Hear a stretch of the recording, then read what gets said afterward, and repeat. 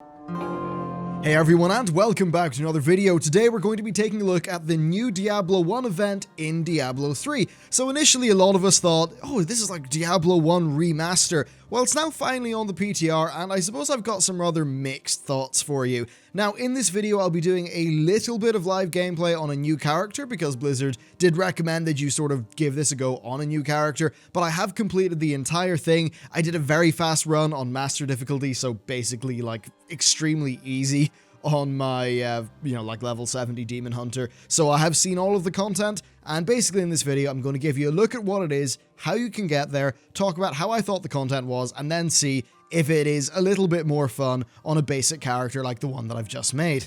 So first of all, how do you get there? Well, first you need Adventure Mode. Now, unlocking Adventure Mode means you need to complete the game once, which is fine, I'm sure you've already done that. So go to Adventure Mode, go to your world map, go to Act 1, New Tristram, go to the Old Ruins Waypoint.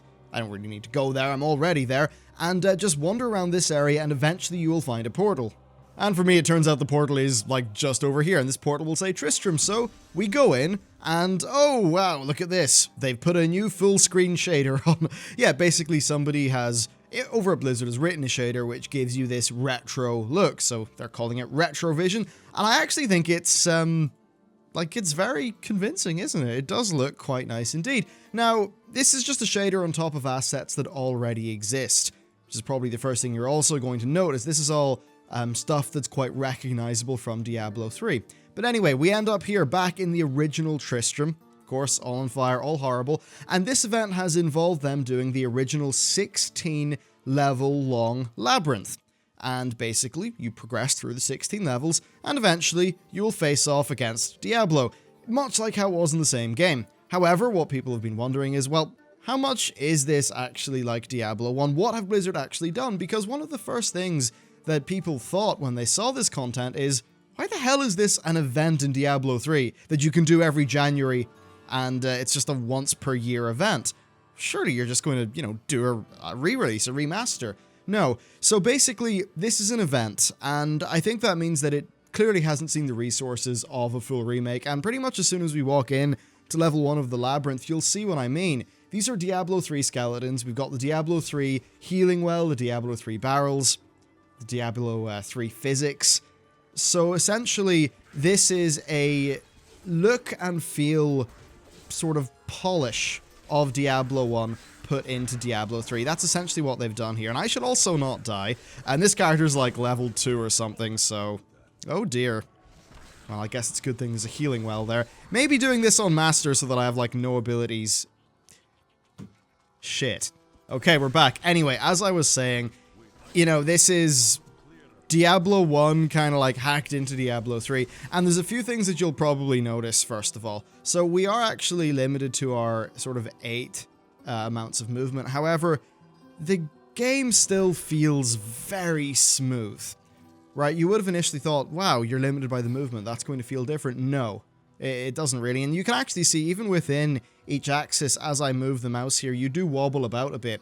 So the Diablo 1 movement and this movement do not feel similar. This honestly feels like Diablo 3 in just about every way as far as the movement goes. Okay, turns out I didn't spend any of my Paragon points, which is why my character was a little bit weaker than I kind of expected going in here. So, as you can see, with Paragon points, very much a cakewalk.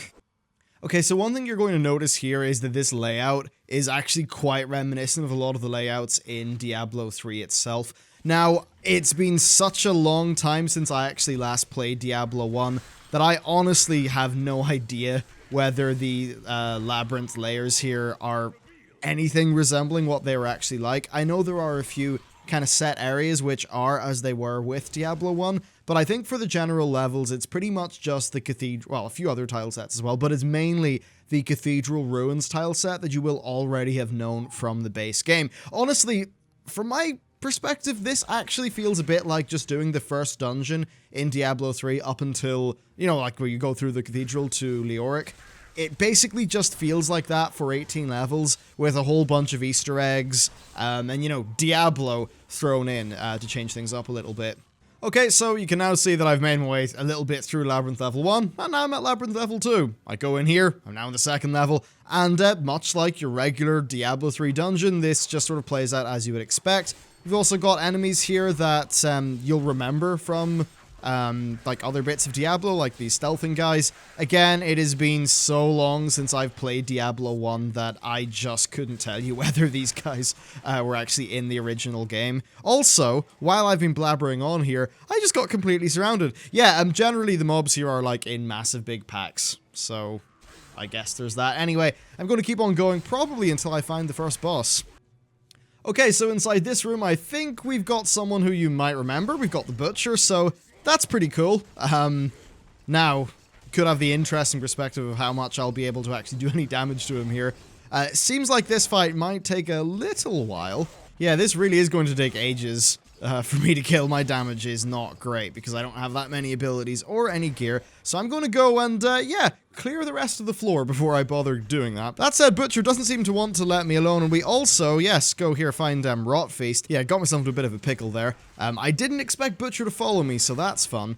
But yeah, one thing that you'll notice here is we've got Rot Feast, so I believe a whole bunch of mobs, which are references to the original game, are also here, and some of the achievements surrounding doing this do involve actually killing them. Okay, you know what? I don't think Master made a lot of sense. I'm just going to put it on to the one below Master. I think it's Expert. So yeah, let's just cleave all this stuff down and hopefully get a nice little bit of victory going. Yep, finally found a weapon that's not rubbish, so that's probably going to help me quite a bit. It is kind of weird how all of the scaling of things, like, affects early game Diablo 3 so much. Hell, I might not have even needed to decrease the difficulty level now that I have that, but hey, it is what it is. Yep, finally an even better weapon, so I think we're pretty much firing on all cylinders now against Butcher. Well, looks like it's about time to say goodbye to the Butcher, and we will actually get something pretty cool from him, so I get the Butcher's Cleaver as my reward. Which, yeah, as it turns out, not really a DPS upgrade. I wonder even if I pair it with my Saber here. No, still better just to use my staff. But if you look at the Butcher's Cleaver, there it is, so it's a pretty nice transmog, which I believe is one of the unique kind of cool bits of loot that you might actually want to get from this event. Anyway, let's go into Labyrinth level 3. And, yeah, I'll just keep on clearing my way through here. Alright, well, just got a Resplendent chest, so I think finally this character might actually have a half-decent amount of stuff to wear. And, yeah, things should be good. Yep, these things die really quickly, and if you look at these mobs, they're burning dead, like, you've seen these in the rest of Diablo 3. Basically, it seems like very little, like, unique work was done in this, honestly, is kind of my view at the minute, which is why I'm more saying, like, it might be a cool, unique way to level up one character if you happen to be leveling a character up anyway, but past that, I think unless you're really into the transmog, it's perhaps not the, not really what we had hoped it to be. Like, from my own personal perspective, as I said with this announcement, I'm more interested in them pushing Diablo forward. So I guess I'm actually okay with them not putting a tremendous amount of resources into something like this. But if there was to be a Diablo 1 kind of remaster thing, a little bit more unique stuff would have been kind of nice, even as far as the controls go, and changing the toolkits of some of our heroes to maybe better fit Diablo 1, because right now, like, it just feels a bit weird.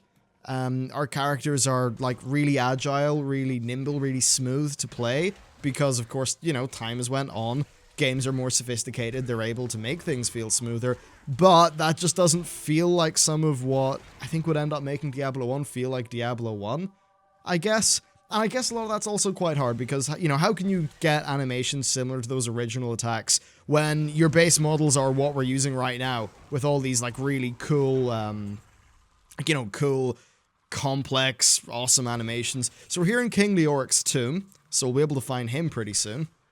Okay, so here's the Skeleton King. You can hear, like, some of the voice acting in there, which is pretty cool to see. And, yeah, I mean, it's the Skeleton King. Of course, fine to fight so far. I actually can't remember what cool reward this guy drops. I'm assuming there is something, so I guess I'm kind of keen to see whatever that is. Okay, so that's the Skeleton King dead. From that, we get the Undead Crown. So, guess we'll be able to see what that looks like. Well, actually, you barely can, because it's, yeah, because we're here in thingy mode. What I probably might do is just... Oh, wait, there we go, yeah. So, we get his crown to wear. Guess that's pretty cool.